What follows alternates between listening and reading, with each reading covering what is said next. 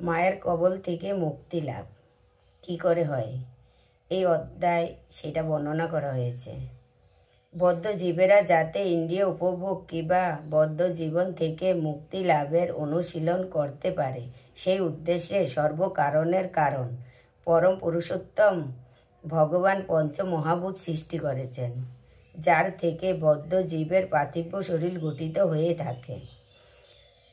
পরম আত্মা রূপে আবির্ভূত হয়ে পরমেশ্বর ভগবান সকল প্রকার সৃষ্টি জীবের পার্থিব শরীরের মধ্যে প্রবেশ করেন এবং ওই সব বদ্ধ জীবের একাদশ ইন্দ্রিয় আদি সচল রাখেন।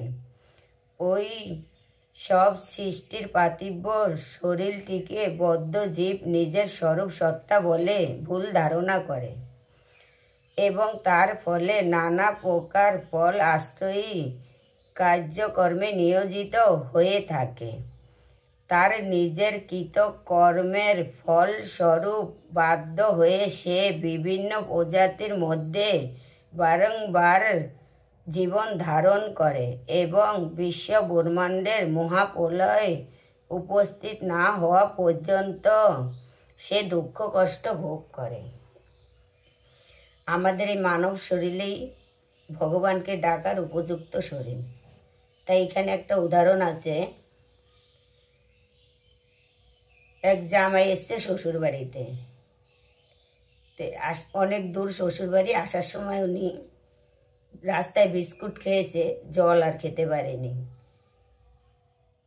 তখন শ্বশুর বাড়ি এসে যখন শ্বশুরকে নমস্কার করলো জামাই, তখন ওই বিস্কুট খেয়েছে যে তার মুখ দিয়ে একটা বাপসা গন্ধ বেরিয়েছে। শ্বশুর ভাবলো যে এই জামাই যদি অন্য লোকের সঙ্গে কথা বলে তাহলে তোর মুখ দিয়ে গন্ধ বেরোবে, তাহলে তো সেখানে জামাইরও বদনাম আমারও বদনাম, যেহেতু সে নতুন জামাই। তাই শ্বশুর নিজেও বলতে পারছে না যে জামাই তুমি একটু জল খাও।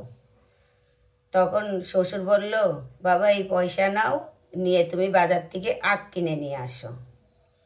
তাই শ্বশুর গিয়ে জামাই গিয়ে দেখলেন বাজারে যে আখের দাম বেশি, জামের দাম কম।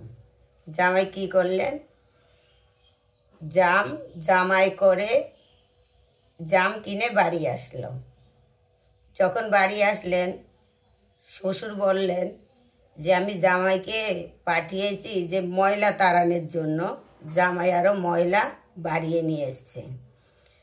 জামাই যে জামটা এনেছে জামাই করে, তাতে আরও দাগ লেগে জামাটা ভর্তি হয়ে গেছে। তার উদাহরণ কি?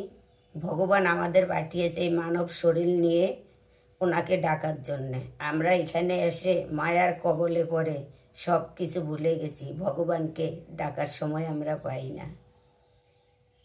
হরে কৃষ্ণ।